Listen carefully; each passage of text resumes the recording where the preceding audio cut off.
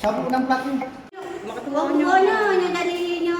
Nur, seorang ibu di Palembang, melaporkan peristiwa pencatutan namanya untuk meminjam uang di bank oleh salah seorang perempuan ke Polrestabes Palembang. Akibat pencatutan nama itu, ia dan sejumlah ibu-ibu lainnya ditagih bank. Total tagihan yang ditagih pada pelapor mencapai 40 juta rupiah. Masalah utang itu kan ngambil bank tuh 5 iko. Baru dah lo cak direncananya itu kan Bank Mekar, MBK, sudah tuh BTN. Ini apa aman. Nah, dia minjam duit dengan tetangga-tangga, minjam duit dengan rekening juga ada kan. Nah, langsung dia ngambil bank itu cak berapa minggu lah cair kalau dia berlari. Nah, cak ada rencana. Kami kan jadi jadi dicari uang, dipinta uang juga untuk pelunasan dia. Kami nak jadi dia orang tuanya, jadi orang tuanya tak tahu. Orang tua tak tanya apa ada tak si misalnya kan.